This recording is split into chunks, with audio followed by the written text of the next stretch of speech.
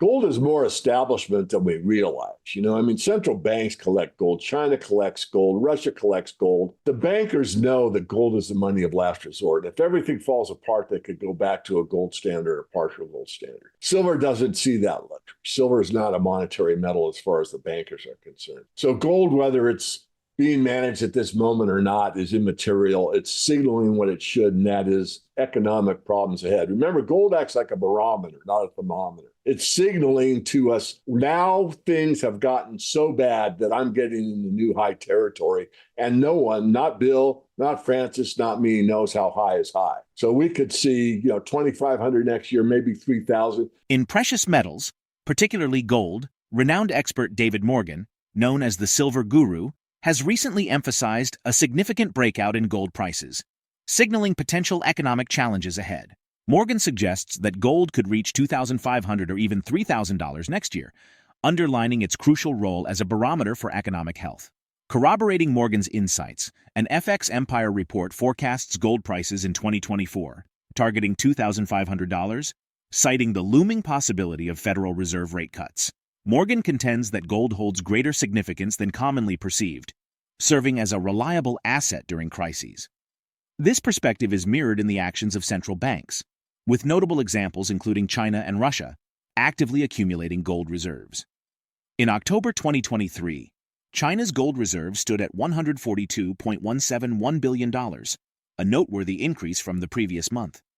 Meanwhile, Russia reached an all-time high of 2,332.74 tons in the fourth quarter of 2022, emphasizing the enduring appeal of gold as a strategic reserve. Morgan's belief in the long-term stability of gold markets resonates with the historical context of gold manipulation.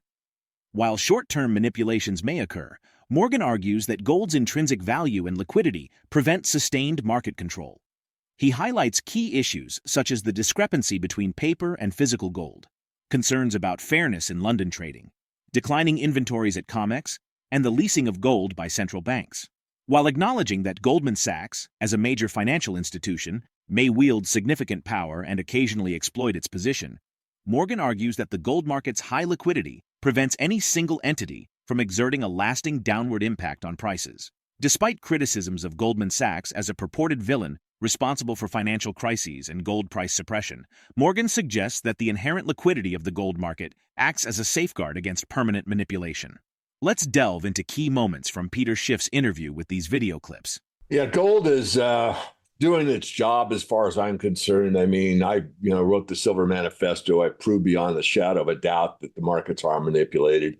So, but having said that, I've also said that in the long term, I don't think they can be manipulated. So I hopefully didn't contradict myself. They certainly can manage the price within certain bounds for quite some time.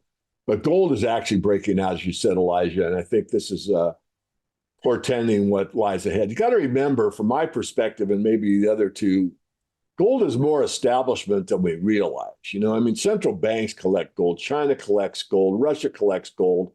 The bankers know that gold is the money of last resort. If everything falls apart, they could go back to a gold standard or partial gold standard. Silver doesn't see that luxury. Silver is not a monetary metal as far as the bankers are concerned.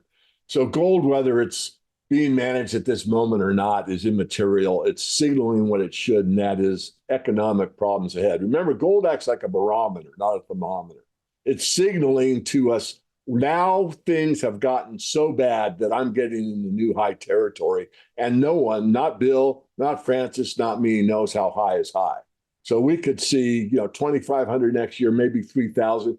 We see 2 or 3 black swans hit. You see a money standing bank go down. At the same time, there's a cyber attack on the financial system, along with Europe saying they didn't get enough heat.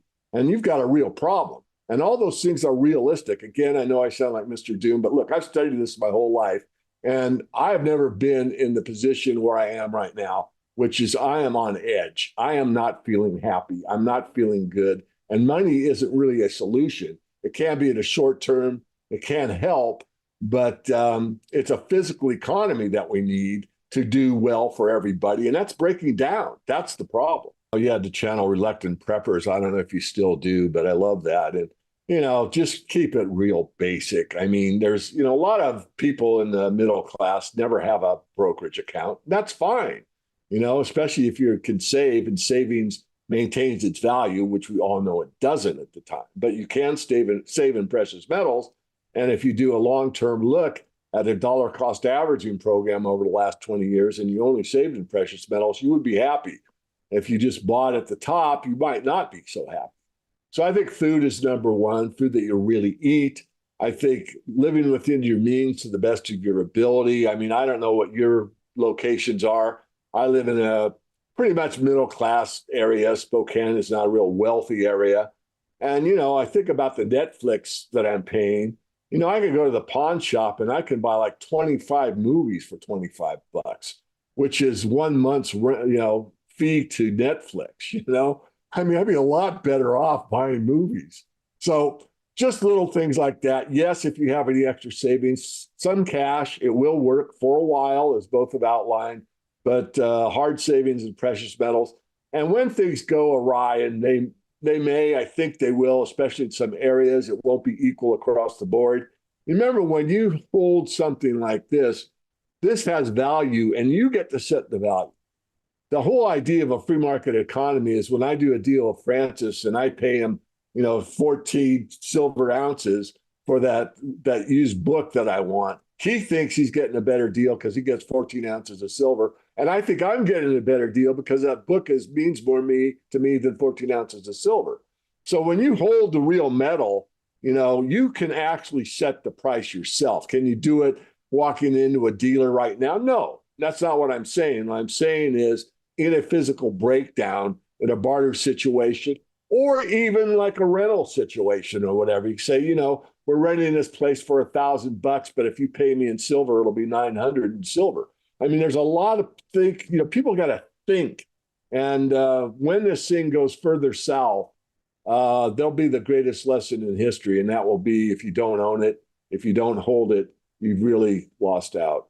DavidMorgan has raised concerns about a purported financial war against the United States, suggesting that rumors of China dumping U.S. treasuries could lead to the collapse of the Federal Reserve.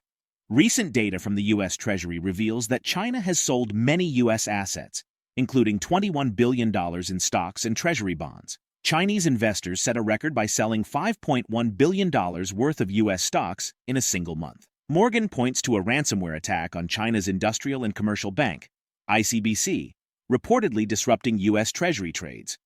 While ICBC has not disclosed the perpetrators, it acknowledged ongoing investigations and recovery efforts with the support of information security experts. Multiple news outlets reported disruptions to U.S. Treasury trades, with the Financial Times citing traders and banks stating that the ransomware attack prevented ICBC from settling Treasury trades on behalf of other market participants. Amid these events, an alleged $24 trillion bond issued by the Federal Reserve garnered limited interest, with China being the sole buyer and reportedly using non-U.S. dollars for the transaction.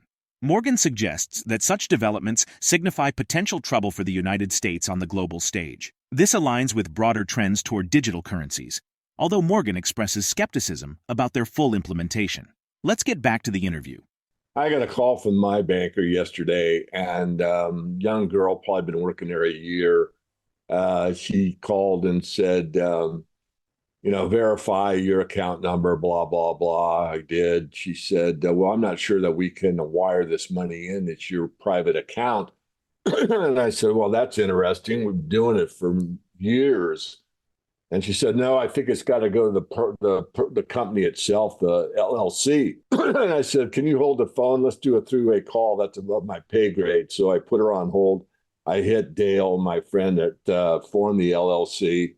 And so the three of us are talking, and she says to him, from now on, these wires have to go to the LLC designation, not to DavidMorgan's account directly. And he said, that's odd. We've been doing it that way for years.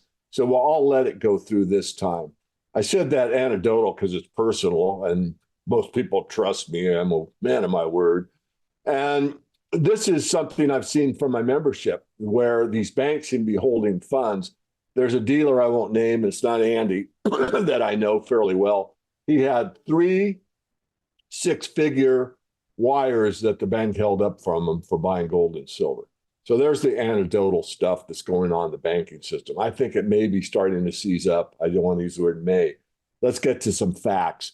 There's a financial warfare taking place against a U.S. corporation. The rumor is that the Chinese have been dumping U.S. treasuries to collapse the Fed. The truth is the ransomware attack on the Industrial Commercial Bank of China, ICBD, disrupted some trades in the U.S. Treasury market. And according to the Canadian intelligence source stated, quote, the Fed put out a $24 trillion bond for countries to buy and cover the debt. No one bought even a penny. China bought oil futures from Iran and paid $33 trillion, but not in U.S. dollars. What does that tell you about the USA and world affairs? They are finished, end quote. I think this, again, is the trend in motion continues till it actually stops. The de-dollarization, as Bill said, their plan, and it's a plan to go to CBDC. I'm not convinced that they're as smart as they think they are, that they'll really be able to implement it.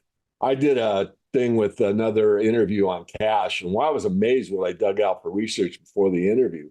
I forget the exact numbers, so forgive me, people. I'm not lying deliberately. I think it's something like 60% in some of the smaller nations use cash as means of final settlement. It's going to be hard to remove cash out of the world economy. You might get it out of the New Yorkers, and you might get it out of the Dallas folks and, people that are already using nothing but Apple Pay. But when it gets down to the hardcore blue class farmers, et cetera, it's going to be hard to remove it. So that's where I stand right now. I'm, again, more upset, I think, than I've been in all these years because I just see this synergistic effect of all these things coming together at once. Everything Francis has outlined, everything Bill's outlined, what I'm revivifying, it's all there. It's not one thing anymore. Yeah, you could say it's the debt, and Francis is right, but what money runs everything. The power of money is losing its power, and the power brokers of the money system think they got it made. As DavidMorgan expresses skepticism about the feasibility of a full-scale transition to digital currencies, what challenges and considerations should be addressed in such a shift? And how might this impact the stability of traditional financial systems? Considering the interconnectedness of recent events, what lessons can be drawn for policymakers and financial institutions in terms of fortifying the resilience of global financial markets against potential threats and disruptions? Share your thoughts in the comments section. If you liked the video, please subscribe to our channel. And remember to activate notifications by hitting the bell icon. Your participation means a lot to us. Thank you.